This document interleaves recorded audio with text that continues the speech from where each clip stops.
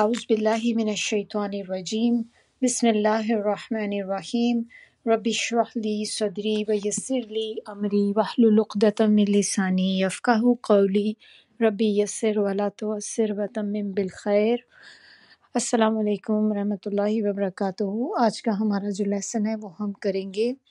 سورہ بقرہ، اس کی آیات ہم شروع کریں گے آج 108 سے لے کر 112 تک۔ تو انشاءاللہ پہلے ہم دیکھتے ہیں اس کا ترجمہ، آیا نمبر 108۔ بسم اللہ الرحمن الرحیم۔ ام کیا، تریدون تم چاہتے ہو۔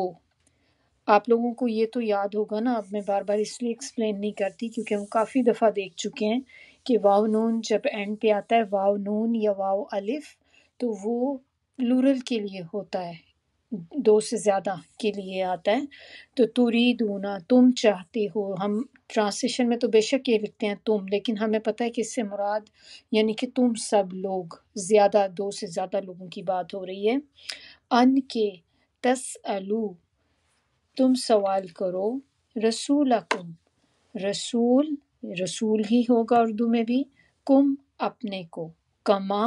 جس طرح، سئیلا سوال کیے گئے، موسیٰ علیہ السلام، من قبل اس سے پہلے،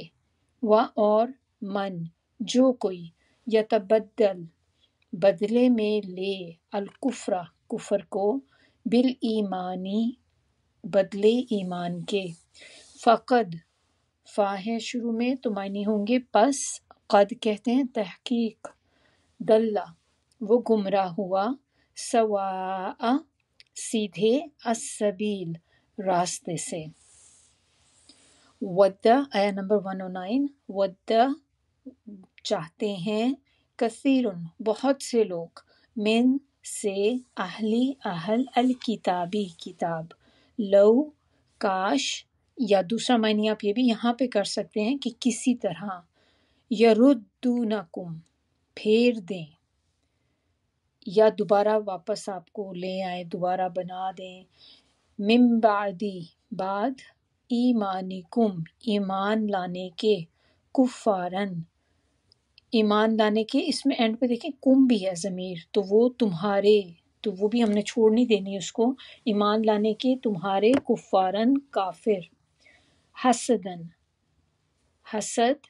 من سے، عندی پاس، انفسہم دلوں، ہم اپنے، من بعدی بعد، ما اس کے کہ، تبینہ ظاہر ہو گیا، لہم ان پر، الحق حق، فاعفو پس تم معاف کر دو، فائے نا شروع میں اس لیے پاس آیا ہے، اور اسفہو اور درگزر کر دو، حتی جب تک، یاتیہ آئے، یا آپ کہیں گے اس کا جیسے لائے یا بھیجے، اللہ بھی امری ہی اپنے حکم کو، ان بے شک، اللہ علی اوپر، کلی ہر، شیء چیز، قدیر قادر ہے۔ آیا نمبر 110۔ وَأَقِیمُوا اور قائم کرو، الصلاۃ نماز، وَآتُوا اور ادا کرو، الزکوٰۃ زکوٰۃ، اور ما جو کچھ، تقدموا تم آگے بھیجو یا بھیجو گے، لِأَنفُسِکُم لام ہے شروع میں تو اس کے معنی ہوں گے لیے یا واسطے، انفسی جانو، کم اپنے کے، من سے، خیرن بھلائی، تجدو تم پاؤ گے، ہو اسے، عند پاس، اللہ کے، انا بے شک، اللہ بما جو کچھ، تعملون تم کرتے ہو، واو نون اینڈ پہ ہے، بصیر دیکھتا ہے۔ آیا نمبر 111۔ اور قالو کہتے ہیں، لن ہرگز نہیں، یدخلا داخل ہوگا، الجنت جنت میں، الا مگر، من جو کوئی، کانا ہوگا، ہودن یہودی، او یا نصارہ نصرانی یعنی کہ عیسائی، تل کا یہ امانیہم، امانیو کہتے ہیں آرزوؤں کو یا تمناؤں کو، ہم ان کی، قل کہہ دیجئے، ہاتو لے آؤ، برہانکم، برہان کہتے ہیں دلیل کو، کم اپنی، ان اگر، کنتم ہو تم، صادقین سچے، بلا بلکہ کیوں نہیں، من جو، اسلم سرخم کر دے، اسلمہ کا مطلب ہوتا ہے سرخم کر دینا، جھکا دینا، وجہہ چہرہ اپنا، للہ لیے اللہ کے، وہوا اور وہ، محسن محسن یا نیکوکار بھی ہو، فلہ پس لہو لیے اس کے، اجرہ اجر، ہو اینڈ پہ ہے تو اس کا، عندہ پاس، ربی ہی رب اس کے، اور لا نہیں، خوفن کوئی خوف، علیہم ان پر، ولا اور نہ ہی، ہم وہ، یحزنون غمگین ہوں گے۔ چل اب اس کی تفسیر کی طرف ہم آتے ہیں، دیکھتے ہیں۔ بسم اللہ الرحمن الرحیم۔ اس میں جو آیا نمبر 108 ہے، یا تم لوگ یہ چاہتے ہو کہ اپنے رسول سے ایسے ہی سوال اور مطالبے کرتے چلے جاؤ جیسے اس سے پیشتر موسیٰ علیہ السلام سے کیے جا چکے ہیں، اور جس شخص نے ایمان کی روش کو کفر کی روش سے بدل دیا اس نے سیدھی راہ کو گم کر دیا۔ تو پچھلی آیات میں ہم جو دیکھتے آئے، ہم نے جو بات لرن کی کہ یہود جو تھے اسلام سے متنفر کرنے کے لیے لوگوں کو مختلف طریقے جو تھے وہ اپنا رہے تھے۔ بہت سے طریقے ہم نے لاسٹ ٹائم اس میں دیکھے کہ طرح طرح کے، کبھی کوئی شکوک و شبہات ڈالنے، کچھ کرنا۔ تو اب ایک اور طریقہ ان میں سے یہاں پہ بتایا جا رہا ہے کہ ایک اور طریقہ وہ کیا کرتے تھے کہ وہ مسلمانوں سے طرح طرح کے سوالات کرتے تھے اور کہتے تھے کہ اب یہ سوال اپنے نبی سے جا کر پوچھ کر آؤ اور پھر بتاؤ کہ وہ دیکھو وہ کیا جواب دیتے ہیں اس کا۔ اور یہ سوال ایسے نہیں ہوتے تھے کہ جیسے آپ نے کوئی چیز لرن کرنی ہے، آپ کو بہت شوق ہے سیکھنے کا، آپ اس کے بےتاب ہو رہے ہیں اس چیز کو جاننے کے بارے میں، بلکہ محض ایک آپ کہہ لیں کہ ٹونٹنگ وے میں ان کا ایک ہوتا تھا، انسلٹنگ قسم کا سٹائل، انداز ان کا، تاکہ وہ ایک مذاق اڑانے کی خاطر اس طرح سے سوال کیا کرتے تھے۔ اور یہ سوال بالکل فضول قسم کے سوالات ہوتے تھے، ایسے سوالات جن کا کوئی فائدہ نہیں ہوتا انسان کو، اور پھر خواہ خواہ کی بحث میں پڑے رہنا، پھر ان سوالوں پہ بحث کرتے ہی جانا، اگر آنسر یا کچھ ہو جو بھی ہو، لیکن ان کو یہ کہ بس آرگیو اتنی کریں، اتنے کوسچن پوچھیں تاکہ یہ باقی جو مسلمان لوگ ہیں نا کہ یہ ان کے دل میں بھی ڈاؤٹ آ جائے اسلام کے بارے میں۔ تو ایک طرح سے ایسی باتیں، اس طرح کے سوالات جو الجھانے والے ہوتے ہیں کہ دوسرے کو اپنے اندر الجھا کے رکھ دیں۔ تو یہاں پر اللہ تعالیٰ نے مسلمان جو لوگ تھے باقی سب لوگوں کو بھی متنبع کر دیا اس چیز سے کہ یہود کی تو عادت رہی ہے کہ وہ اپنے نبی موسیٰ علیہ السلام سے بھی یہی کام کیا کرتے تھے، ان سے بھی سوال کر کر کے ان کو تنگ کیا کرتے تھے۔ کیسے اب ہمیں اب تک جو ہم نے پڑھا ہے تو کتنی چیزیں ہم اب تک دیکھ چکے ہیں کہ موسیٰ علیہ السلام سے ان کی جو قوم تھی وہ کیا کہا کرتی تھی۔ سب سے مشہور قصہ جس کے اوپر یہ سورہ کا نام ہے وہ گائے کا قصہ، کہ جس کے اوپر آپ دیکھیں کتنے سوالات انہوں نے پوچھے اور کیا فائدہ ہوا۔ اتنے سوال کرنے کے بعد اس کا فائدہ ان کو کیا بلکہ الٹا نقصان ہی ہو گیا، کیونکہ اگر وہ سوالات نہ پوچھتے تو وہ چیز ان کے لیے کتنی آسان ہو جاتی۔ اللہ تعالیٰ نے بس ایک گائے کو ذبح کرنے کا بولا تھا، آپ کچھ بھی کوشچن نہ کرتے تو وہ کسی بھی گائے کو ذبح کر سکتے تھے، لیکن انہوں نے سوال کر کر کے اپنے لیے اتنی مشکلات جو تھیں وہ پیدا کر لی کہ اینڈ پہ وہ ایک نایاب ہی قسم کی گائے وہ بن گئی جس کو ان کو لانے کا حکم ملا۔ اور پھر وہ کیا کہتے تھے کہ ایک وہ بچھڑے والا بھی، کہ انہوں نے جب بچڑا بھی پیچھے بنا لیا تھا تو کہا کرتے تھے کہ ہمارا بھی الہ بنا دو کوئی۔ پھر وہ کیا کرتے تھے، کس طرح کی ڈیمانڈز اپنے پروفٹ سے کیا کرتے تھے۔ کبھی انہیں کہتے تھے ہمارے لیے سایہ کر دو، کبھی ہمارے لیے چشمے جاری کر دو، ہمارے لیے پانی مانگو۔ پھر وہ جب ان کو اللہ تعالیٰ نے من و سلوہ اتارا ان کے اوپر تو پھر کیا کہنے لگے کہ ہمیں ایک ہی طرح کی خوراک بار بار نہیں کھانی، ہمیں ککڑی چاہیے، ہمیں پیاز چاہیے، ہمیں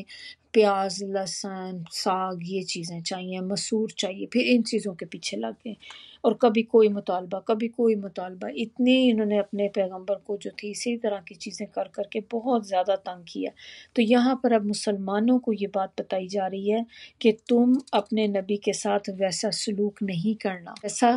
یہود نے اپنے پیغمبر کے ساتھ کیا، تو یعنی کہ بے مقصد سوالات سے پرہیز کرو۔ اور پھر اس میں یہ بھی ہوتا ہے کہ کیونکہ کیا ہوتا ہے، ہم جب فضول قسم کے سوال کرتے رہتے ہیں، مقصد ہمارا کچھ ہوتا نہیں ہے سیکھنا، اور اس سے انسان کے لیے آسانیوں کی بجائے مشکلات پیدا ہوتی، تو ایمان والوں کو بھی کثرت سوال سے منع کیا گیا۔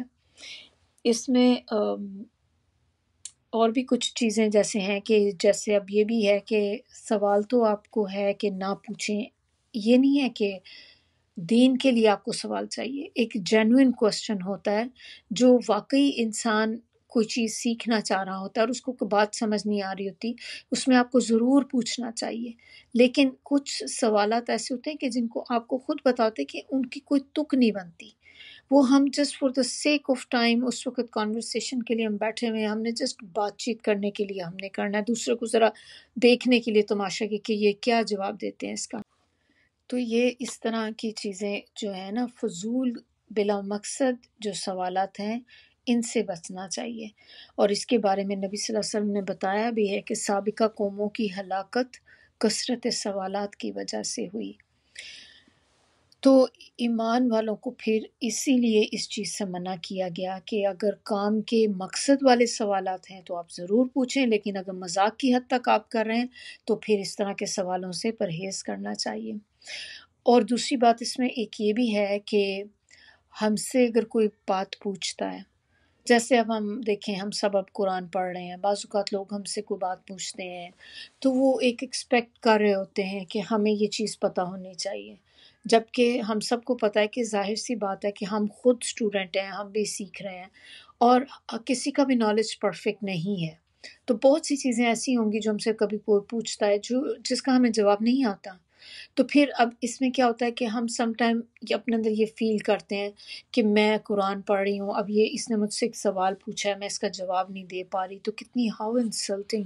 کیا سوچیں گے میرے بارے میں کہ میں کیا پڑھ رہی ہوں کہ مجھے یہی نہیں پتا۔ پھر آپ اس میں نا اپنی عقل سے آنسر کرنے کی کوشش کرتے ہیں اس کو کہ ہاں نہیں میرا خیال ہے یہ ایسے ہے یہ ایسے ہے، تو پلیز اس طرح مت کریں۔ کبھی بھی ایسی سچویشن ہو، اس میں کوئی شرم کی بات نہیں ہے کہ جب ہم ایڈمٹ کر لیں کہ مجھے یہ چیز نہیں پتہ، یہ اس چیز سے بہتر ہے کہ ہم غلط سلط کوئی جواب بتا دیں، کیونکہ اس میں کیا ہوتا ہے کہ ہم دوسرے کو گمراہ کر دیتے ہیں غلط آنسر کر کے۔ اور دوسری بات اس میں ایک یہ بھی ہے کہ جب آپ غلط جواب دیتے ہیں نا تو آپ کو پتہ ہے کہ ہماری پکڑ ہوگی اس چیز پہ، اگر ہم نے کسی کو غلط راستے پہ ڈال دیا، کوئی غلط چیز اس کے دماغ میں ہم نے ڈال دی، تو اگر نہیں آتا آپ اسٹریٹ فارورڈ اس کو کہہ دیں کہ آئی ڈونٹ نو، مجھے نہیں معلوم اس کا آنسر۔ اور ضروری نہیں ہے کہ آپ کو جو بھی پوچھا جائے ہر چیز آنی چاہیے، نہیں آتی ہمیں ٹھیک ہے، لیکن اس کو ایڈمٹ کریں۔ تو اس میں اپنے اندر انسلٹ نہ محسوس کریں کہ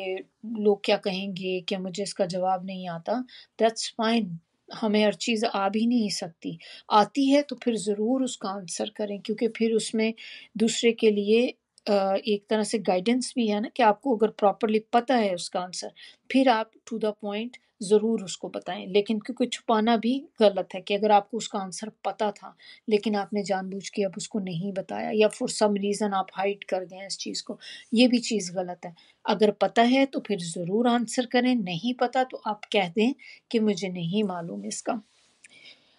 اسی طرح جیسے اور بھی کیسے ہم دیکھیں کچھ کویسچنز ہم کر رہے ہوتے ہیں نا، جیسے کھانے پینے کے اوپر بڑے کویسچن کرتے ہیں ہم، یہ بھی نہیں کرنے چاہیے۔ کھانے سے متعلق کوئی ہے تو ٹیبل پہ بیٹھے ہوئے اب اس کے متعلق ہی کھانے کے متعلق ہی کویسچن کیے جا رہے ہیں جو آپ کو خود پتہ ہے کہ جس نے کھانا بنایا اس کو اریٹیٹ کریں گی یہ چیزیں، تو اس طرح کے مت کریں۔ اس کے بارے میں ایک حدیث ہے کہ آپ صلی اللہ علیہ وسلم نے فرمایا، جب تم میں سے کوئی اپنے مسلمان بھائی کے گھر جائے اور وہ اسے اپنے کھانے میں سے کھلائے تو چاہیے کہ کھائے اور اس کے بارے میں سوال نہ کرے۔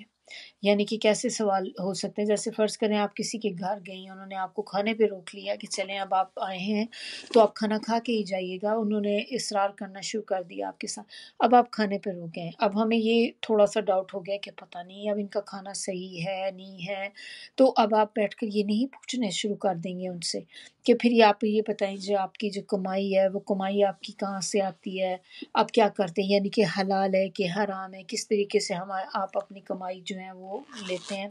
اور پھر یہ کہ یہ گوشت کہاں سے آیا ہے، کہاں سے لیا ہے، کون سی شاپ سے آپ لیتے ہیں، یہ ذبیحہ بھی ہے کہ نہیں ہے، اس طرح کے سوالات مت کریں کیونکہ نبی صلی اللہ علیہ وسلم نے منع کیا ہے۔ اور اسی طرح انہوں نے کہا کہ اگر وہ اپنے مشروب میں سے آپ کو کوئی چیز پینے کو دے تو پھر پی لیں اور اس پہ سوال نہ کریں۔ اسی طرح ایک اور حدیث میں آپ صلی اللہ علیہ وسلم نے فرمایا، بے شک مسلمانوں میں سب سے بڑا مجرم وہ ہے جس نے کسی ایسی چیز کے بارے میں سوال کیا جو حرام نہیں تھی مگر اس کے سوال کرنے کی وجہ سے وہ حرام ہو گئی۔ پھر ایک اور حدیث اس میں آتی ہے کہ اسلام کی خوبصورتی یہ ہے کہ وہ ان باتوں کو چھوڑ دے جن سے اس کا کوئی مقصد نہیں۔ پھر ایک نبی صلی اللہ علیہ وسلم کہتے ہیں کہ وہ بندہ سویٹنس آف ایمان کو چکھے گا جس کے لیے کفر میں واپس جانا ایسے ہی ہو کہ جیسے کہ اس کو آگ میں ڈال دینا، یعنی کہ اس کو اتنا برا لگے کفر میں واپس جانا جیسے کسی کو آگ میں ڈالے جانا برا لگے۔ اب اس میں نیکسٹ والی ہماری جو وہ ہے کہ سورہ مائدہ میں اللہ تعالیٰ نے فرمایا، مسلمانوں اپنے رسول سے ایسے سوالات مت پوچھا کرو کہ اگر ان کا جواب دیا جائے تو تمہیں برا لگے۔ تو رسول اللہ صلی اللہ علیہ وسلم نے صحابہ کرام کو بار بار متنبہ فرمایا کہ بال کی کھال اتارنے کی وجہ سے پچھلی قومیں تباہ ہوئیں، بہت زیادہ سوالات کرنے کی وجہ سے ایک بات کی اندر ہی پیچھے ہی پڑ جانا، اس بات کی ڈیٹیل میں گھس جانا، اس کی بس ٹو میں لگ جانا، تو لہٰذا تم ایسی باتوں سے پرہیز کرو اور جن باتوں کو اللہ اور اس کے رسول نے نہیں چھیڑا ان میں خواہ خواہ کرید نہ کرو، یعنی کہ جس کے بارے میں اللہ تعالیٰ نے اور نبی صلی اللہ علیہ وسلم نے بہت زیادہ ڈیٹیل نہیں بتائی تو اس میں آپ اتنا نہ کہ اتنا ڈیپ اندر گھستے چلے جائیں کیونکہ اس سے ہم اپنے لیے مزید جو ہے مشکلات پیدا کر لیتے ہیں۔ آیا نمبر 109، اہل کتاب میں سے اکثر لوگ یہ چاہتے ہیں کہ تمہارے ایمان لانے کے بعد پھر سے تمہیں کافر بنا دیں، جس کی وجہ ان کا وہ حسد ہے جو ان کے سینوں میں ہے، جبکہ اس سے قبل ان پر حق بات واضح ہو چکی ہے۔ اے مسلمانوں انہیں معاف کر دو اور ان سے درگزر کرو تاکہ بہانوں سے یہ لوگ جو ہیں تاکہ اللہ تعالیٰ خود اپنا حکم بھیج دے، بے شک اللہ تعالیٰ ہر چیز پر قادر ہے۔ تو یہاں پر اس آیت کے اندر اب یہود کے بارے میں کچھ مزید تنبیہات کی جا رہی ہیں، وہ یہ کہ ان کی یہ ساری سرگرمیاں جو یہ لوگ کر رہے ہیں، یہ کوششیں کر رہے ہیں، طرح طرح کی چیزیں کر رہے ہیں، یہ کیوں کر رہے ہیں اس طرح سے؟ یہ اسی لیے کر رہے ہیں تاکہ تمہیں ایمان سے ہٹا کر پھر سے واپس اسی زندگی میں لے جائیں جس میں تم پہلے تھے، اور پہلے کی جو زندگی تھی ظاہر ہے کفر کی زندگی تھی اسلام لانے سے پہلے ان کی، تو وہ چاہتے ہیں کہ یہ جو ایمان لے آئے ہیں یہ بھی واپس پلٹ آئیں ہمارے اپنے دین میں، ہماری طرح کی ہو جائیں، کیونکہ وہ نہ تو خود انہوں نے ایمان لانا ہے، ان کو خود ایمان لانا نہیں پسند، اور جو لے آئے میں اب یہ ان کے پیچھے ہاتھ دھو کے پڑے میں کہ کسی طرح ہم ان کو بھی واپس لوٹا لیں اور یہ ہٹ جائیں اس چیز سے کہ جس اسلام کے پیچھے یہ لگ گئے ہیں۔ اب حالانکہ ان پر حق ظاہر ہو چکا ہے،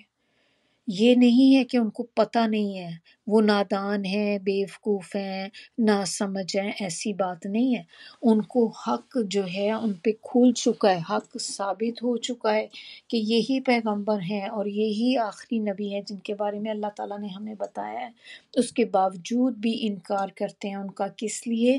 اپنے حسد کی وجہ سے۔ تو یہاں پر اللہ تعالیٰ بتا رہے ہیں صاف اس کا کہ وہ اپنے جو ان کے اندر سینوں میں جو ان کے حسد ہے اس کی وجہ سے وہ اس چیز کو جھٹلاتے ہیں۔ اب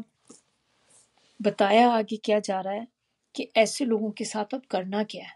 کہ جو لوگ اس طرح کی آپ کے پیچھے ہاتھ دھو کے پڑے ہوئے ہیں، کبھی آپ کو ادھر سے لے رہے ہیں کہ کسی طرح بس آپ اپنی اس چیز سے ہٹ جائیں، تو اللہ تعالیٰ کہہ رہے ہیں کہ ایسے لوگوں کے ساتھ آپ کیسے بیہیو کریں گے۔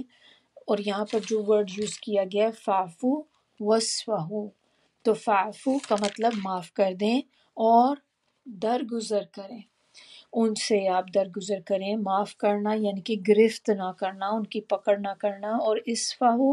کہتے ہیں درگزر کرنا، اعراض کرنا، منہ پھیر لینا۔ تو یعنی کہ مطلب کیا ہے اب اس کا، کہ آپ ایسے لوگوں کو ان کے حال پہ چھوڑ دیں یہاں تک کہ اللہ تعالیٰ اپنا فیصلہ ظاہر کر دے۔ اور وہ اللہ تعالیٰ اپنا کون سا فیصلہ ہے جو ظاہر کریں گے؟ ظاہر سی بات ہے کہ ان کو سزا دینے والا، کہ اللہ تعالیٰ جب تک خود نہ ڈیسائیڈ کر لے کہ ان لوگوں کے ساتھ جو بھی اب اللہ تعالیٰ نے کرنا ہے، جو بھی سزا یا ان لوگوں کی جو بھی پنشمنٹ ہوگی، تو اللہ تعالیٰ جب تک اپنا فیصلہ ظاہر نہ کر دیں تب تک آپ یہ کہ آپ ان سے اعراض برتیں، ان سے بس آپ دور ہی ہو جائیں۔ اور اللہ ہر چیز پہ قدرت رکھتا ہے، اللہ تعالیٰ جو چاہے کر سکتے ہیں، جب چاہے کسی کی پکڑ کر سکتے ہیں۔ حسد کے بارے میں تھوڑا سا ہم دیکھتے ہیں، کیونکہ یہ ایک ویری پوائزنس چیز ہے۔ حسد جو ہے it's very negative, very bad thing, اور ہماری سوسائٹی میں بہت زیادہ ہے، تو اس لیے ہمارے لیے جاننا ضروری ہے کہ حسد جو ہوتا ہے کیا ہوتا ہے۔ تو حسد جو ہوتا ہے بیسیکلی یہ ایک ایسی فیلنگ ہے، نیگیٹو فیلنگ ہے، جو آپ کے دل میں پیدا ہوتی ہے کسی اور کو خوش دیکھ کر، کسی کی خوشی، کسی کی ترقی اور کسی کی کامیابی کو دیکھ کر جو آپ کے دل میں ایک جلن پیدا ہوتی ہے، آپ اپنے دل میں سڑتے کڑتے ہیں اس کو دیکھ کر، اور آپ جیسے آپ خوشی محسوس نہیں کرتے، آپ کو اندر اپنے دل میں اس کا ہوتا ہے کہ اس کو کیوں مل گئی ہے، یہ چیز ہوتی ہے حسد۔ لیکن حسد کے ساتھ ایک اور بہت امپورٹنٹ چیز ہوتی ہے، خالی یہی نہیں ہوتا کہ آپ کسی کی چیز آپ نے دیکھی آپ نے خوشی محسوس نہیں کی، بلکہ اس میں ایک یہ بھی پہلو ساتھ ہوتا ہے کہ آپ کے دل میں یہ خواہش آتی ہے کہ یہ چیز اس سے بھی چھن جائے، کہ یہ اس کو کیوں مل گئی، اس کے پاس بھی نہ رہے، اس سے بھی چھن جائے۔ اور اس سے بھی ورس اور کیا ہوتا ہے کہ سم ٹائم یہ بھی فیلنگ آتی ہے کہ اللہ تعالیٰ اس کے ساتھ اس سے چھین کر یہ چیز مجھے دے دے، کہ میں زیادہ ڈیزرونگ ہوں، میں زیادہ اس کی حقدار ہوں، میرا زیادہ حق بنتا ہے کہ چیز مجھے ملنی چاہیے تھی۔ تو یہ ہوتا ہے حسد، کہ جس میں آپ ایک تو سڑتے کرتے ہیں دوسرے کی خوشی کو دیکھ کر، پھر آپ کے دل میں یہ بھی چیز آ رہی ہوتی ہے کہ یہ چیز اس سے بھی چھن جائے، اس کے پاس بھی نہ رہے یہ چیز۔ اور اس میں کیا ہوتا ہے کہ اگر کسی کو نعمت اللہ تعالیٰ نے دی ہے، اس کو نعمتیں اللہ تعالیٰ نے دی ہیں، تو اس کو پسند نہ کرنا، آپ کو دل میں یہ چیز اچھی نہ لگے کہ کسی کو کوئی نعمت ملی ہے تو آپ کے دل میں اس چیز کا دکھ ہونا شروع ہو گیا۔ تو حاسد جو ہوتا ہے نا بیسیکلی اپنے لیے خود گڑھا کھودتا ہے، یہ آپ کے اپنے لیے بہت نقصان دہ چیز ہے۔ دوسرے کو تو ہوتا ہی ہے، لیکن اس سے بھی زیادہ نقصان جو ہوتا ہے وہ جو حسد کرنے والا ہوتا ہے اس کو زیادہ نقصان ہوتا ہے، کیونکہ وہ ہر وقت بیٹھا یہی سوچتا رہتا ہے کہ یہ ان کو یہ مل گیا، ان کے ساتھ یہ ہو گیا، فلاں کے پاس یہ آ گیا، یہ آ گیا۔ تو آپ دیکھیں کہ آپ کا اپنا سکون تو غارت ہو جائے گا، آپ ہر وقت انہی سوچوں میں ہی پڑے رہیں گے، تو پھر آپ کے اپنی جو نعمتیں آپ کو اللہ تعالیٰ نے عطا کی ہیں وہ آپ کو نظر ہی نہیں آئیں گی، آپ کو پتہ ہی نہیں کہ اللہ تعالیٰ نے مجھے کیا کیا کچھ دیا ہے، کیونکہ آپ اتنے زیادہ فوکسڈ ہیں اس نعمت پہ جو کسی اور کو ملی بھی ہے، جو یا اس کو ریسنٹلی ملی ہے، تو آپ اس کے اوپر زیادہ فوکسڈ ہیں، اور اس کے پیچھے آپ نے اپنی ساری نعمتیں جو ہے وہ پیچھے کر دی ہیں، آپ کو سمجھ بھی نہیں کہ مجھے یہ بھی اللہ نے نعمت ہے جو مجھے دی ہوئی، یہ بھی میرے پاس ہے۔ پھر اس میں کچھ حدیث سے ہیں، نبی صلی اللہ علیہ وسلم کی حدیث، تو آپ صلی اللہ علیہ وسلم نے فرمایا کسی بندے کے دل میں ایمان اور حسد ایک ساتھ اکٹھے نہیں ہو سکتے۔ آپ صلی اللہ علیہ وسلم نے فرمایا لوگ اس وقت تک خیر پہ رہیں گے جب تک کہ وہ آپس میں حسد نہیں کریں گے۔ پھر ایک اور حدیث اس میں ہے کہ جنت میں داخلے سے پہلے لوگوں کے دلوں سے حسد اور بغض نکال دیا جائے گا۔ حسد جو ہوتا ہے نا یہ لڑائی جھگڑوں کی وجہ بنتا ہے، تو حسد لڑائی جھگڑے حتیٰ کہ قتل تک بات پہنچ جاتی ہے، اس حد تک ہوتا ہے حسد میں آ کر لوگ جو ہیں دوسروں کا مرڈر بھی کر دیتے ہیں، لڑائی جھگڑے کرتے ہیں، پھر جو حسد ہے یہ شر کا باعث ہوتا ہے۔ نبی صلی اللہ علیہ وسلم جو تھے یہ بھی بہت زیادہ معاف کرنے والے تھے، سب کو معاف کر دیتے تھے، اور انہوں نے خاص طور پہ کبھی بھی اپنی ذات کے لیے انہوں نے کبھی بدلہ نہیں لیا تھا، کبھی کسی پہ غصے نہیں ہوئے تھے، کبھی بھی ان کے اوپر جو کوئی بات کہتا تھا تو اس پہ کبھی انہیں غصہ نہیں آتا تھا۔ لیکن اللہ تعالیٰ کے بارے میں یا دین اسلام کے بارے میں اگر کوئی بات کہتا ہے تو نبی صلی اللہ علیہ وسلم کو بہت زیادہ غصہ آتا تھا، اور وہ چیزیں تھیں جن پہ وہ کبھی آگے سے ریئیکٹ کرتے تھے، لیکن اپنی باتوں پر انہوں نے کبھی بھی آگے سے ریئیکٹ نہیں کیا تھا۔ اور یہی والی عادت جو ہے صحابہ کرام میں بھی تھی کہ صحابہ کرام بھی بہت زیادہ معاف کرنے والے تھے۔ تھوڑا سا آپ دیکھ لیتے ہیں کہ جب انسان معاف کرتا ہے تو اس کے کیا فائدے ہوتے ہیں، کیوں کریں معاف ہم؟ تو معاف کرنے والے اس لیے ہم معاف کریں کیونکہ جو معاف کرنے والے لوگ ہوتے ہیں ان سے اللہ تعالیٰ محبت رکھتے ہیں، پھر جو معاف کرنے والے ہوتے ہیں اس کو اللہ تعالیٰ بخش دیتا ہے۔ اس کو جو معاف کرنے والے ہیں ان کو فرشتوں کی مدد ملتی ہے۔ معاف کرنے والا پرسکون زندگی گزارتا ہے۔ معاف کرنے سے انسان کی عزت میں اضافہ ہوتا ہے۔ آپ صلی اللہ علیہ وسلم نے فرمایا درگزر کیا کرو، اللہ تمہیں عزت دے گا۔ معاف کرنے سے دشمن بھی دوست بن جاتا ہے۔ معاف کرنے والوں کا اجر اللہ کے ذمہ ہوتا ہے۔ قیامت کے دن بہترین اجر جو ہے وہ اس کا ملے گا، معاف کرنے کا، اور یہ معاف کرنا جنت میں لے جانے والا کام ہے۔ اب آیا نمبر 110، اور نماز قائم کرو اور زکوٰۃ ادا کرو، اور اپنے لیے جو بھی نیکی کے کام تم آگے بھیجو گے انہیں اللہ کے ہاں پالو گے، اور جو کام تم کرتے ہو بلا شبہ اللہ وہ سب کچھ دیکھ رہا ہے۔ یہ والی آیت جو ہے نا، یہ پچھلی جو آیت ہم نے ابھی کمپلیٹ کی ہے اس کی کنٹینیویشن ہے۔ اس میں ہمیں کیا بتایا گیا تھا؟ اللہ تعالیٰ نے ہمیں کہا کہ جب اس طرح کے لوگوں کے ساتھ آپ کا انکاؤنٹر ہو اور وہ اس طرح کے فضول سوالات آپ سے پوچھیں کریں تو آپ نے کیا کرنا ہے؟ تو اللہ تعالیٰ نے ہمیں بتایا کہ آپ نے ان کو معاف کر دیں، درگزر کر دیں، یعنی کہ ان کو ان کے حال پر چھوڑ دیں۔ تو جب آپ ان کو ان کے حال پر چھوڑ دیں گے تو وہی ٹائم جو آپ نے ان کے ساتھ آرگیومنٹ میں ضائع کرنا تھا، بحث مباحثے میں ضائع کرنا تھا، اس ٹائم کی اس کی بجائے اب آپ نے اس ٹائم کو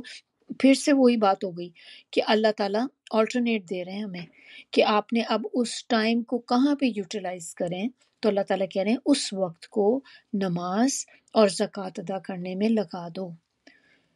تو نماز اور زکوٰۃ، یہ دیکھیں دو چیزیں جو بہت امپورٹنٹ چیزیں ہیں، یہ ہمارے پلرز آف اسلام کے اندر ہیں دونوں۔ جو 5 ہیں نا پلرز آف اسلام، ان میں سے 2 دیکھیں یہ ہے۔ تو بدنی عبادت جو ہوتی ہے اس میں سب سے زیادہ اعلیٰ جو چیز ہے وہ نماز ہے، اور جو مالی عبادت ہوتی ہے اس میں سب سے زیادہ اعلیٰ جو ہے وہ زکوٰۃ ہے۔ آتو الزکوٰۃ یہاں پر جو ہمیں بتایا گیا ہے تو زکوٰۃ کو ادا کرو، لیکن اب یہ بات ہوتی کہ ادا تو کریں لیکن کس کو کریں؟ تو وہ کریں آپ مستحق لوگوں کو، جو ڈیزرو کرتے ہیں، جو کوالیفائی کرتے ہیں اس چیز کے لیے کہ ان کو زکوٰۃ دی جائے، تو پھر آپ ان کو زکوٰۃ ادا کریں، ان کو ڈھونڈیں اور ایسے لوگوں کو زکوٰۃ ادا کریں۔ اور یہ 8 کرائٹیریاز ہیں، 8 کیٹیگریز ہیں اس کی، جس میں اللہ تعالیٰ نے بتایا کہ یہ جگہیں ہیں جہاں پر آپ اپنی زکوٰۃ دے سکتے ہیں، اور وہ سورہ توبہ کے اس کے اندر اللہ تعالیٰ نے ساری ڈیٹیل اس کی بتائی ہوئی ہے۔ اور پھر اس میں ایک حدیث ہے کہ آپ صلی اللہ علیہ وسلم نے فرمایا، اللہ تعالیٰ فرماتے ہیں میرا بندہ جن عبادتوں کے ذریعے میرا قرب حاصل کرتا ہے ان میں سے کوئی عبادت مجھے اتنی پسند نہیں جتنی وہ عبادت جو میں نے اس پر فرض کی ہے۔ تو اس میں اللہ تعالیٰ نے ہمیں جو چیزیں ہم پہ فرض کی ہیں، ہماری ٹاپ پرائرٹی وہ ہونی چاہیے کہ سب سے پہلے ہم اپنے فرائض کو بہتر کریں، فرائض کو اچھا کریں، اس طرح ادا کریں، آسان طریقے سے ادا کریں، پھر جب ہمارے پاس ٹائم ہو تو پھر آپ ایکسٹرا عبادت کی طرف آئیں۔ لیکن ہم لوگوں کا فوکس جو ہوتا ہے وہ زیادہ ہم فرض کو تو اتنا نہیں، لیکن ہم فرائض جو اس کے علاوہ جو نوافل ہیں ہم ان پہ بہت زیادہ فوکس کر رہے ہوتے ہیں کہ یہ ایکسٹرا عبادت کر لوں، یہ وظیفہ کر لوں، میں یہ کر لوں، ہم 40 دن ایک چلہ کاٹ لیں گے، ایک وظیفہ کر لیں گے، لیکن ہمارے لیے وہ فرض نماز پڑھنی بڑی مشکل ہو جاتی۔ اب دیکھیں کہ یہ جو اللہ تعالیٰ نے زکوٰۃ کا حکم دیا کتنی مشکل لگ رہی ہوتی ہے ہمیں کہ ہائے اب اتنی ساری پیسوں پہ اپنے زکوٰۃ بھی نکال کے دو، ساری جوتی پہ دو، پیسے جو ہم نے جمع کیے ہیں ان کے اوپر زکوٰۃ نکال کے اب ہم اس کو دیں۔ تو زکوٰۃ کا مطلب کیا ہوتا ہے؟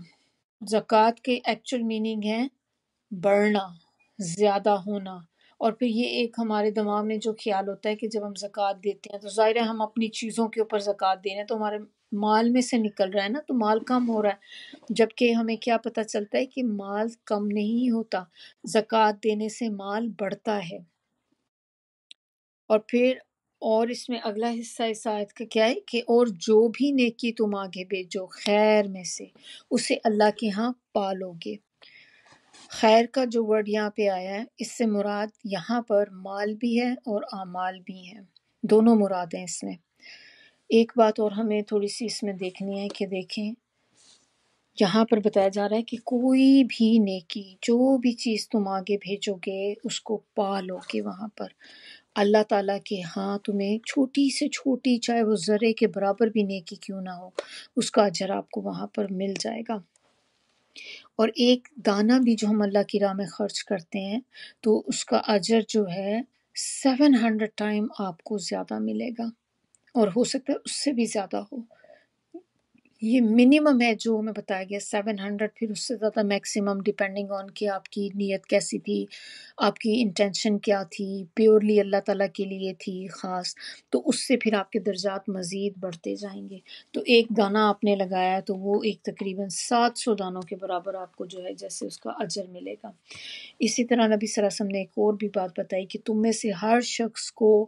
آگ سے بچنا چاہیے، چاہے وہ ایک کھجور کا ٹکڑا دے کر ہی کیوں نہ ہو۔ اب کوئی بھی نیکی ضائع نہیں ہوتی، خواہ وہ کتنی ہی چھوٹی کیوں نہ ہو، سب اللہ کے پاس محفوظ ہوتی ہیں اور قیامت کے دن سامنے لائی جائیں گی۔ ذرہ برابر نیکی جو ہے وہ بھی لکھی جاتی ہے جس کا وزن ہم دنیا میں نہیں کر سکتے۔ کبھی ہم نے دیکھیں ہمارے پاس ایسے اسکیل بھی نہیں ہے کہ ہم جس کے اوپر کبھی ہم ایک ذرے کو رکھیں اور اس کا وزن آپ کے پاس آ جائے۔ بہت آپ بڑی مشکل سے آپ اس کا میرا نہیں خیال ذرے کا ہم کبھی وزن کر بھی سکتے ہیں۔ تو اللہ تعالیٰ کے ہاں ایسے ترازو ہیں، ایسے اسکیل ہیں کہ جن پہ وہ چھوٹے سے چھوٹے ذرے کا بھی جو ہے وہ وزن کیا جائے گا۔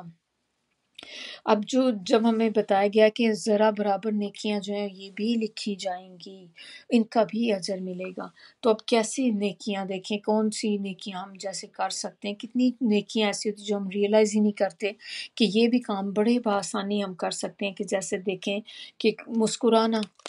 اسمائل کرنا کتنا ٹائم لگتا ہے اس میں، لیکن ہم اس میں بھی کتنی کنجوسی کر رہے ہوتے ہیں کہ ہم آپس میں ایک دوسرے کے ساتھ اسمائل ہی نہیں کر رہے ہوتے، ہر وقت ایک سیریس موڈ بنا کے ہم لوگ بیٹھے ہوئے ہیں۔ تو یہ جو مسکرانا ہے یہ بھی صدقہ ہے۔ اسی طرح کسی نابینا کو راستہ بتا دینا، کسی بھولے کو راستہ دکھا دینا، بتا دینا، پھر راستے میں سے تکلیف دہ چیزوں کا ہٹا دینا، کسی کے ڈول میں پانی ڈال دینا، کسی بھوکے کو کھانا کھلا دینا، پیاسے کو پانی پلا دینا، حتیٰ کہ اللہ کی مخلوق میں سے بھی کسی کو، جانوروں میں سے چرند پرند کسی کو بھی کھانا کھلانا، پانی پلانا، یہ سارے نیکی کے کاموں میں آ جاتی۔ ایک مسلمان کی آپ نے ٹیک کیئر کرنا، کسی کو پریشانی سے نکال دینا، کسی کی تیمہ داری کرنا، بیمار کو دیکھنے جانا، یہ ساری چیزیں جو ہیں یہ نیکی کے کاموں میں سے ہیں۔ پھر اگلی آیت اس میں جو ہے آیا نمبر 111، اہل کتاب کہتے ہیں کہ جنت میں صرف وہی شخص داخل ہوگا جو یہودی ہو یا عیسائی ہو، یہ ان کی جھوٹی تمنائیں ہیں۔ آپ ان سے کہیے کہ اگر اس دعوے میں سچے ہو تو پھر اس کے لیے کوئی دلیل پیش کرو۔ اس میں جو یہودی تھے یہ لوگ اب مسلمانوں کے دل میں شکوک پیدا کر رہے ہیں، شک اور تردد، اس طرح کی چیزیں کوشش کر رہے ہیں ان کے دلوں میں ڈالیں۔ کیا کہہ کر؟ وہ کہتے ہیں کہ یہودی جیسے کہتے ہیں کہ جنت میں تو صرف ہم ہی جائیں گے، اور اسی طرح عیسائی کہتے ہیں کہ جنت میں ہم جائیں گے۔ تو یہاں پر اللہ تعالیٰ بتا رہے ہیں کہ یہ جو بھی کچھ کہہ رہے ہیں نا، یہ ان کی اپنی ہی خواہشات اور آرزو ہیں، یہ اپنے دل سے یہ باتیں بول رہے ہیں جو ان کے دل میں آ رہی ہیں۔ اگر یہ ان کی چیزیں صحیح ہیں تو پھر ان سے کہ کوئی دلیل لے کر آئیں، اس چیز کی کوئی دلیل لا کے پیش کریں کہ کہاں ہے، کہاں پہ لکھی ہے یہ چیز۔ اگر وہ سچے ہیں تو ہمیں لا کے بتاؤ کہ کہاں پہ لکھی، کہاں یہ بات بتائی گئی ہے کہ اس طرح سے آپ ہی ہیں جو صرف جنت کے حقدار ہیں۔ تو اللہ تعالیٰ کہہ رہے ہیں یہ صرف ان کی جو ہیں اپنی خواہشات ہیں، ان کی آرزویں ہیں۔ تو امانی کہتے ہیں تلاوت کو،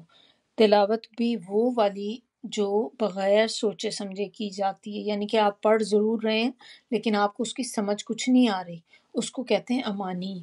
پھر امانی کا دوسرا معنی خواہشات بھی ہوتا ہے، اور برہان جو ہوتا ہے یہ کہتے ہیں دلیل کو، کہ پھر اپنا کوئی ثبوت لے کے آؤ، کوئی دلیل لے کر آؤ اس بات کی، کہاں پہ لکھا ہے کہ نبی صلی اللہ علیہ وسلم نے یہ کہا ہے، آپ مجھے کوئی حدیث دکھا دیں، مجھے کوئی دلیل دکھا دیں اس چیز کی۔ پھر اللہ تعالیٰ ان کو کہہ رہے ہیں کہ تم لاؤ اپنی دلیل اگر تم سچے ہو۔ اور دوسرا ہمیں ایک اور کیا بات اب پتہ چلتی ہے کہ ہر ایک کو اپنے اعمال کے مطابق جزا ملے گی، جو کسی نے کیا ہوگا اس دنیا میں وہی کاٹے گا اس کو جا کے آگے، وہی چیزیں آپ کو آگے ملیں گی۔ اور ہمیں یہاں سے کیا بات پتہ چل رہی ہے، ہمیں پتہ چلتا ہے کہ جنت میں داخلے کی شرائط بھی پتہ چل رہی ہیں یہاں سے، کہ جنت میں انسان کیسے، جو مطلب کیا چیزیں ہیں جو کر کے انسان جنت میں جا سکتا ہے۔ تو جنت میں داخلے کی جو شرائط ہیں وہ ہے ایمان، کہ آپ کے دل میں ایمان ہونا چاہیے، پھر آپ کے اعمال جو ہیں وہ نیک ہونے چاہیے۔ اگر آپ خالی ایمان ہے عمل نہیں ہے، یہ تو ہم کتنی دفعہ ڈسکس کر چکے ہیں نا، کہ علم ہے لیکن عمل نہیں ہے، یا عمل بہت کر رہے ہیں لیکن علم نہیں ہے کسی چیز کا۔ اس کی بہت بڑی مثال یہی آپ دیکھ لیں کہ ہماری قوم اپنی دیکھ لیں، ہم لوگ، ہمارے لوگ ہیں، ہم خود بھی کرتے تھے، جو چیز کسی نے بتائی اس کے پیچھے لگ کے ہم نے بھی اس کو سٹارٹ کر دیا، کوئی وظیفہ کسی نے کہا اس کو پڑھنا شروع کر دیا، ہم نے کبھی اس کو ریسرچ کر کے نہیں دیکھا کہ یہ چیز ہمیں نبی صلی اللہ علیہ وسلم سے معلوم ہوتی ہے کہ نہیں، کیا نبی صلی اللہ علیہ وآلہ وسلم نے کبھی ایسا کوئی کام کیا؟ ہمیں اب اللہ تعالیٰ نے عقل دی ہے، ہم اگر کالجز یونیورسٹیز تک گئے ہیں، ہمارے پاس ڈگریز ہیں، تو یہ تو اس بات کی گارنٹی ہے کہ اتنی ہمیں اللہ نے عقل سینس دی ہوئی ہے تبھی ہم نے یہ ڈگریز لے لیں۔ لیکن جب ہم دین کے معاملے میں آتے ہیں تو ہم ایسے ان پڑھ کیوں بن جاتے ہیں کہ اس میں ہم بالکل پیچھے ہو کے بیٹھ جاتے ہیں، حالانکہ یہ وہ چیز ہے جس پہ ہماری پوری آگے کی زندگی ڈپینڈ کرتی ہے۔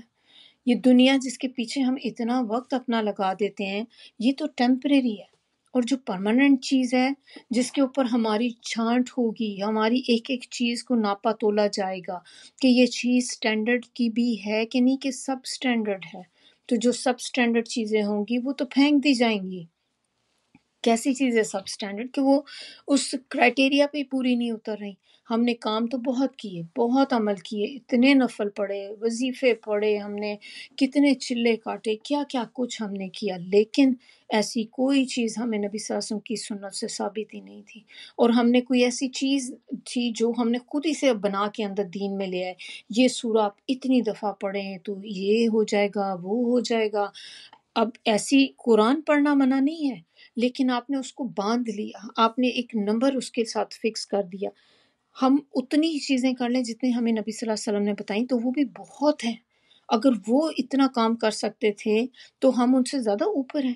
کہ اب ہمیں بھی جا کے اپنی علیحدہ سے چیزیں ڈھونڈ کے لانی ہے کہ شاید ان میں کوئی کمی رہ گئی ہے چیزوں میں، ہم اب کمی کو پورا کرتے ہیں لا کے اس کو۔ پہلے ہم وہ کام تو پورے کر لیں جو نبی صلی اللہ علیہ وسلم نے ہمیں بتائیں یا جو انہوں نے کیے تھے،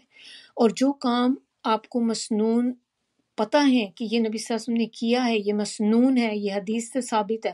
ایسے کام کو جب آپ کرتے ہیں تو اس کی قبولیت کے بھی چانسز زیادہ ہوتے ہیں کہ وہ قبول ہوگا۔ ایسی دعائیں قبول ہوتی ہیں جو نبی صلی اللہ علیہ وسلم نے مانگی ہیں۔ دعا تو ویسے آپ اپنی زبان میں کوئی بھی آپ اپنی مانگ سکتے ہیں، لیکن بہت سی چیزیں ایسی جو جیسے نبی صلی اللہ علیہ وسلم نے ہمیں جن چیزوں کا بتا دیا ہے کوانٹٹی میں، ہم اس کی تو کوانٹٹی رکھیں گے، لیکن ہم اپنی طرف سے خود سے نہیں کر سکتے چیز۔ جیسے کہ میں نے کسی سے سنا تھا کہ وہ سورہ یاسین پڑھتے ہیں، کہتے ہیں کہ ہم کوئی بھی مشکل آتی ہے نا، ہمیں کبھی پریشانی آتی، ہم سورہ یاسین پڑھتے ہیں، اور اس میں بھی جب وہ مبینوں کا کچھ چکر انہوں نے بنایا ہوا ہے کہ جب مبینیں اتنی مبینیں ہیں سورہ یاسین میں، ہم جب ایک مبین پہ آتے ہیں تو پھر سے پوری سورہ سٹارٹ کرتے ہیں، پھر اسی طرح کرتے کرتے ہر مبین پہ ویسے ہی کرتے ہیں اور ہمارا فوری کام ہو جاتا ہے۔ تو یہ جو اس طرح کی چیزیں ہیں آپ کریں بے شک، اگر آپ کے پاس دلیل ہے، اگر آپ کے پاس کہیں پہ بھی کوئی اس کی حدیث سے یہ بات ثابت ہے تو بے شک کریں، اور اوتھینٹک حدیث ہے، لیکن ورنہ اس کے علاوہ وہی کام کر لیں جو نبی صلی اللہ علیہ وسلم نے کیے ہیں، تو وہ بھی ہمارے تو میرا خیال ہے پورے نہ کر سکیں کبھی بھی۔ تو یہ چیزیں ہماری ذمہ داری ہے کہ ہم کوئی بھی کام بلائنڈلی نہ شروع کر دیں، اس کو پہلے چیک کر لیں کہ یہ کام ہو بھی سکتا ہے کہ نہیں۔ اب ہمیں خود اپنا دیکھنا ہے، کیونکہ اللہ نے ہم سب کو عقل دی ہے کہ ہم کوئی ایسے کام میں نہ پڑیں کہ جو ہماری اس میں سے ثابت نہیں ہوتا، حدیث سے یا سنت سے ثابت نہیں ہوتا، کیونکہ یہ ہماری سے پوچھ ہونی ہے، اور یہ وہ چیزیں ہیں جس میں آپ اپنے آپ کو تھکا دیں گے لیکن آگے جا کے اجر کچھ بھی نہیں ہوگا آپ کے پاس اس کا۔ تو یہ کاموں پہ ہمیں ان پہ ذرا توجہ دینی ہے کہ ہمارے نیک جو ہیں وہ ان کی شرائط ہوں، پوری شرائط کے ساتھ ہوں، خالص نیت کے ساتھ کیے گئے ہوں، اللہ کے لیے کیے گئے ہوں پیورلی، اور وہ سنت سے ثابت ہوں۔ اور ہمیں اس آیت سے کیا بات پتہ چلتی ہے کہ عمل کو چھوڑ کر خالی تمنائیں جو ہے نا فائدہ نہیں دیں گی، کہ ہم صرف بس ایک امید کے اوپر ہی چلے جائیں گے کہ بس چلیں ہم چونکہ اس فرقے سے بلانگ کرتے ہیں تو ہم تو ان کے ساتھ ساتھ ہی ہم بھی نکل جائیں گے۔ یہ بھی غلط تھنکنگ ہے، آپ اپنی پوری آخرت داؤ پہ لگا رہے ہیں یہ چیز کہہ کے۔ تو ہمیں عمل کرنا پڑے گا، عمل کریں گے تو ہی ہمیں آگے جو ہے جنت میں داخلہ ہوگا ہمارا۔ پھر انسان کو یہ بھی ہے کہ ہمیں بات پتہ چلتی کہ جب بھی انسان کسی چیز کا دعویٰ کرے، کوئی چیز جب ہم کسی کو بتائیں تو اس کو ایک دلیل ضرور پیش کریں، کہ دلیل کی بنیاد پر انسان کرے جو بھی کرنا ہے، تو بتائیں ساتھ میں کہ یہ حدیث ہے، یہ فلاں جگہ سے حدیث آئی ہے، یا یہ کہ دوسرے کو بھی پتا ہو کہ اگر ریفرنس کے لیے اس نے کہیں دیکھنا ہے تو وہ کہاں جا کے دیکھے۔ تو اگر آپ کو فور شور پتہ ہے کہ یہ بات سنت سے ثابت ہے تو بات کریں، لیکن جس کے بارے میں آپ کو پتہ ہے کہ نہیں اس کے بارے میں کوئی پراپر حدیث نہیں ہے تو ایسی چیزوں کو پیچھے چھوڑ دینا چاہیے، ایسی چیزوں کو اسپریڈ نہیں کرنا چاہیے۔ پھر آیا نمبر 112، بات دراصل یہ ہے کہ جو شخص بھی اپنے آپ کو اللہ کا فرما بردار بنا دے اور وہ نیکوکار بھی ہو تو اس کا اجر اس کے رب کے ہاں اسے ضرور ملے گا، اور ایسے لوگوں کو نہ کوئی خوف ہوگا اور نہ وہ غمگین ہوں گے۔ تو یہ والی آیت میں اب یہ بات بتائی جا رہی ہے بڑی امپورٹنٹ، کہ جنت میں جانے کے لیے جو آپ کہہ لیں کہ شرائط اس کی جو ہیں، اس کی شرط جو یہ نہیں ہے کہ آپ کس فقہ سے بلونگ کرتے ہیں، آپ کس گروہ کے ممبر ہیں، آپ کس تنظیم کے اندر ہیں، کس چیز میں ہیں۔ اگر آپ اس تنظیم پہ بلونگ کرتے ہیں، اس گروپ میں بلونگ کرتے ہیں، تو پھر اس کا مطلب آپ شرطیہ اب آپ تو جنت میں جائیں گے۔ نہیں، یہ نہیں بتایا جا رہا۔ جو یہاں پر بات بتائی جا رہی ہے کہ کیا ہے شرط اس کی کہ آپ جنت میں جائیں گے، وہ بندہ جنت میں جائے گا جو اپنا چہرہ اللہ کے تابع کر دے، یعنی کہ اللہ کے آگے سرنڈر کر دے اپنی خواہشات کو۔ کس کے آگے؟ اپنی خواہشات کو سرنڈر کرے اللہ کے حکم کے آگے، کہ جب اللہ کا کوئی حکم آ جائے تو آپ کا دل جو مرضی کہے، آپ کے دل میں یہ خواہش آتی ہے کہ نہیں میرا دل چاہ رہا ہے لیکن میں تو یہ کرنا چاہ رہی ہوں، آرڈر اس چیز کا ہے لیکن میں یہ نہیں کر سکتی، میرے دل میں آتا ہے کہ میں ایسے کروں، میں اگر کپڑے چھپانا شروع کر دوں گی تو پھر فائدہ کیا اتنے مہنگے کپڑے لینے کا، پھر میں دکھاؤں گی کس کو، یہ تو میں نہیں کر سکتی بالکل، پھر میں تو اتنے مجھے تو شوق بہت زیادہ ہے کپڑے پہننے کا، نئے نئے کپڑے پہننے کا، اور ایسے کپڑے پہننے کا کہ جو کسی اور کے ساتھ میچ بھی نہ کرتے ہوں، کہ جو دوسرے دیکھیں تو دیکھتے رہ جائیں۔ تو آپ نے اگر اوپر سے چھپا ہی لیے کپڑے اپنے تو پھر تو کوئی فائدہ ہی نہیں، اتنا مہنگا آپ نے ڈریس لیا۔ تو یہ جو ہوگی یہ کیا ہوگی کہ آپ اپنی خواہشات جو ہیں یہ آپ کا بچڑا بن گیا ہے نا، اللہ کے حکم کے آگے جھک جائے۔ دوسری چیز کیا ہوگی کہ وہ محسن بھی ہو، نیک عمل کرنے والا ہو، محسن ہو۔ اور محسن کیا ہوتا ہے؟ محسن وہ ہوتا ہے جو ہر کام کو احسن طریقے سے کرے۔ بہترین طریقے سے بیسٹ مینر میں کسی کام کو کرنا، اور اس کے جو نیک عمل میں وہی چیزیں جو ہم نے ابھی دیکھی تھی کہ مسنون ہو اور بدعت نہ ہو، کیونکہ پھر اگر ایسی چیزیں آ جاتی ہیں تو پھر یہ وہ آپ کو اجر نہیں ملے گا اس چیز کا۔ تو جو بھی اسلام لائے اور اپنے چہرے کو اللہ کے آگے جھکا دے اور وہ محسن بھی ہو، تو محسن کون ہوتے ہیں؟ احسن عمل کرنے والے۔ تو پھر جو بھی یہ کام کرے گا اس کا اجر اللہ کے ہاں ہے، اللہ کے پاس ہے اس کا اجر۔ تو اللہ کے پاس کیا اجر ہے؟ اس چیز کا اجر کیا ہے اللہ کے پاس؟ جنت۔ اور دوسری چیز جو اس آیت میں بتائی گئی ہے کہ ولا خوف علیہم ولا هم یحزنون، کہ نہ تو کوئی خوف ہوگا ان پر اور نہ ہی کوئی غم ہوگا۔ اور یہ بہت بڑی چیز ہے جس میں ہم ڈسکس کر چکے ہیں پہلے بھی، کہ خوف اور غم ایک ایسی چیزیں ہیں جو انسان کو پوری زندگی اس کو پریشانی میں رکھتی ہیں، اور ہم سب اس چیز کو فیس کرتے ہیں، اور ہر وقت ہمیں آنے والے وقت کا کہیں نہ کہیں کسی نہ کسی چیز کی وجہ سے خوف ہوتا ہے ہمارے دل میں۔ کتنے خدشات، کتنی چیزیں آتی ہیں، گھر لیتے ہیں تو گھر کا بھی خوف ہوتا ہے کہ کبھی گھر کو کوئی نقصان نہ پہنچ جائے، کوئی فلڈنگ نہ ہو جائے، کوئی ارتھ کوئک نہ آ جائے۔ گھر ہم نے اتنے شوق سے اتنے پیسے دے کر گھر لیا ہے، اتنا مشکل سے ہم نے یہ گھر بنایا ہے، تو یہ نہ ہو کہ گھر چھن جائے، کسی طرح سے بینکرپٹ ہو جائے۔ کتنے ڈر انسان کو لگے رہتے ہیں، کل کو میرے بچے چھوڑ کے چلے جائیں گے، کیا ہوگا،